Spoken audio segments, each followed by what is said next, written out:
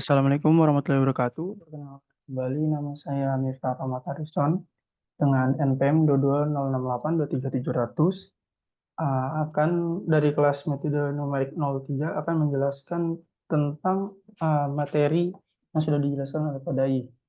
Nah, di sini saya akan menjelaskan tentang initial thinking untuk membuat initial thinking, idealization, dan instruction set-nya ini untuk membuat sebuah simulasi yang akan berbentuk seperti ini dan dia akan dimasukkan dengan udara.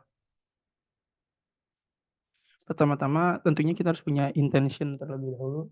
Intention yang akan saya jalani pada video kali ini merupakan bentuk upaya saya agar saya tetap bisa memahami dan juga bisa mensimulasikan jalannya CFD atas izin Allah Subhanahu wa taala. Kemudian initial thinking yang akan dijalani itu adalah berupa asumsi yang dimana dia akan berbentuk 3D, incompressible, dan juga steady state. Dan untuk laminarnya itu sendiri adalah uh, ya laminar, berarti turbulensinya. Sedangkan untuk idealization ini kita bisa lihat di sini, yaitu kita akan memasuki rumus dari viskositas udara yaitu delta dou X per dou. Ya seperti inilah bisa dilihat sendiri. Nah, kemudian kita langsung masuk ke instruction setnya saja. Kita buka CFD softnya terlebih dahulu.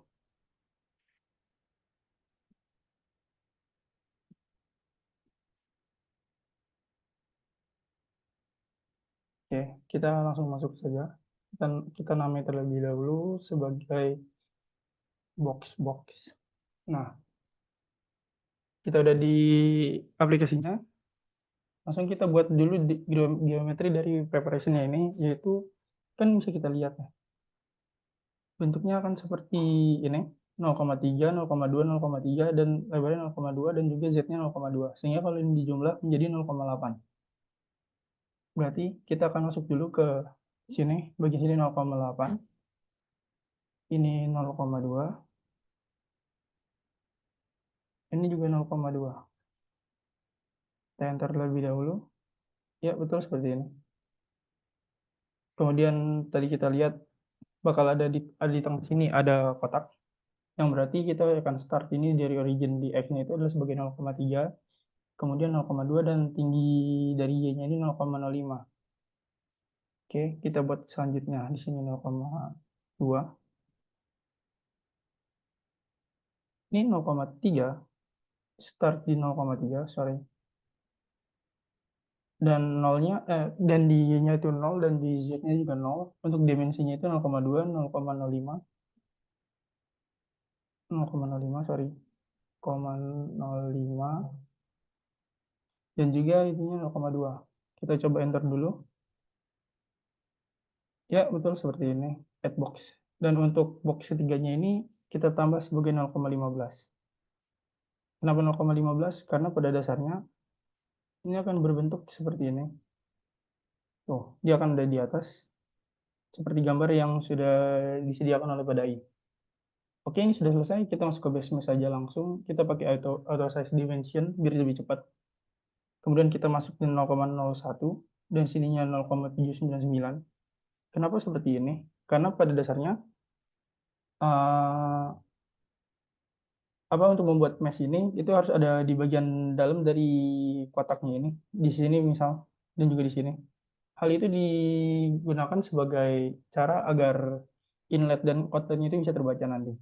Nah, untuk division di base mesh propertiesnya ini kita pakai seperti yang lain aja kali ya, 60, di sininya 30, dan di sini juga 30. Kenapa seperti ini? Karena kita mau nyari cepat dan juga nggak perlu detail-detail banget lah. Ini sebenarnya udah bisa dibilang lumayan detail. Tapi kalau misalnya kita bikin 100 juga bisa, tapi itu bakal menjalankan iterasinya itu bakal susah sekali dan juga lama sekali. Jangan lupa kita masukkan di sini sebagai inlet, xmin-nya, dan express-nya sebagai outlet. Semua page dan juga sisanya itu boundary. Next, kita bakal ke sini. Nah, di sini kita akan masukin ininya di dalamnya. Kan tadi kan udah dimajuin. Berarti kita majuin juga jadi 0,01. Ini juga 0,01. Yang ini juga 0,01. Oke, kita coba dulu. Set, dia akan di dalam sini. Tuh, terlihat di bagian sini ada kuning-kuning. Nah, ini akan menjadi inletnya nanti. Ini ada pick mesh yang akan kita coba jalankan. Coba kita generate mesh-nya. Oke, sambil menunggu, mungkin saya akan jelaskan terlebih dahulu. Mungkin kan kita udah lihat ya, ini akan berbentuk seperti ini. Nah, ketika sudah di meshing nanti, dia akan berbentuk kotak dan juga itu akan ada jalur di sini seperti dia akan menyempit ke dalam. Nah, kenapa dibuat seperti itu? Karena itu emang tujuan kita untuk mengetahui bahwa apakah udara ini akan berjalan mengikuti alur yang seperti itu atau enggak.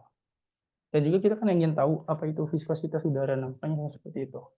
Oke, hasilnya kan seperti ini. Ini adalah inlet dan ini adalah outlet. Dan seperti yang saya bilang tadi, ini ada jalur yang mengecil. Nah, itu gunanya akan melihat apakah di sini akan terjadi kompresi atau seperti apa. Oke, kita langsung masuk ke simulasi model.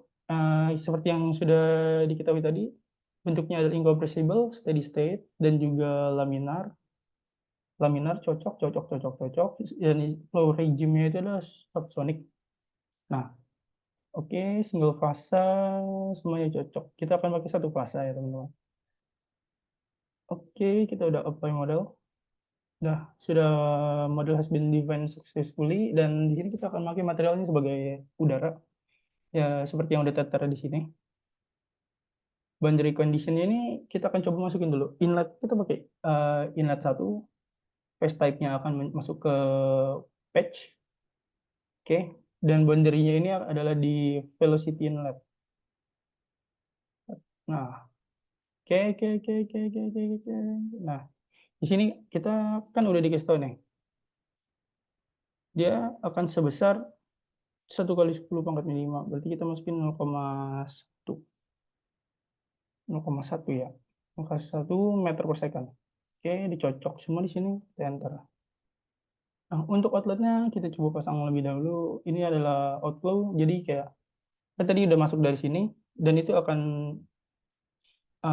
merupakan jalur keluarnya mengikuti dari inlet yang tadi, sehingga tidak perlu ada rangkuman lainnya gitu. Jadi kita pakai outflow aja, dia akan mengikuti value bla bla bla bla. Oke, cocok semua. Initial condition-nya juga udah cocok, operating condition-nya udah cocok juga. Nah, di sini kita bakal numerical sims-nya itu adalah steady state, terus second time derivative-nya Euler, gradient sim-nya Gauss linear, diff sim-nya itu Gauss linear, surface normal gradient sim-nya itu ortogonal, ya seperti ini, cocok, cocok, cocok.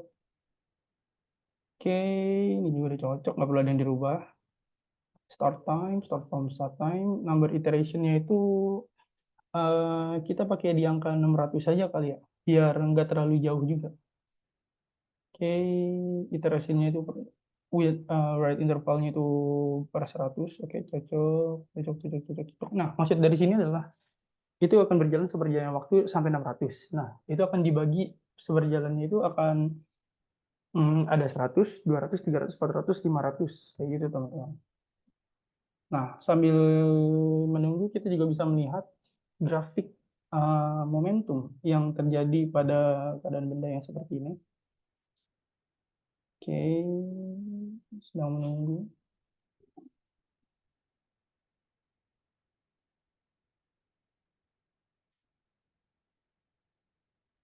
Nah, grafiknya akan seperti ini ya. Tuh. Makin lama dia akan terbaca sebagai dari per 100, per 100, per 100, seperti itu. 120. Nah, untuk iterasinya itu sebenarnya bisa tergantung sesuai kemauan dan juga kebutuhan sih. Nah, karena kita nggak perlu sedetail mungkin, jadi ya udah, daripada kelamaan kita pakai di 600 saja. Kalau 1000 tuh bisa dibilang dia bakal mainin waktu di per 1000 itu. Jadi lumayan lama lah. Nah, makanya kita main di 600 saja. Nah, sambil ini mungkin kita akan berbincang-bincang sedikit tentang conscious thinking kali ya. Nah, selagi kita diajarkan dengan CFD ini oleh Padai dan juga asdos-asdosnya, bisa dibilang itu merupakan kesempatan yang bagus sih untuk menambah kemampuan kita untuk di dunia kerja nanti. Kenapa? Karena ya CFD ini merupakan aplikasi yang lumayan terkenal dan juga bisa banyak sekali, simulasi-simulasi yang bisa dilakukan pada aplikasi ini. Sebenarnya nggak perlu CFD Soft juga sih, bisa ANSYS dan lainnya, tapi ini bisa dibilang tuh lumayan mudah juga dan udah disediakan secara gratis gitu. Jadi semua orang dianggap bisa, apa ya, diberi kesempatan yang sama gitu, nggak perlu bayar-bayar, nggak perlu ini itu, jadi ya udah semua bisa melakukan dengan baik harusnya. 500 ya sebentar lagi mungkin di 600.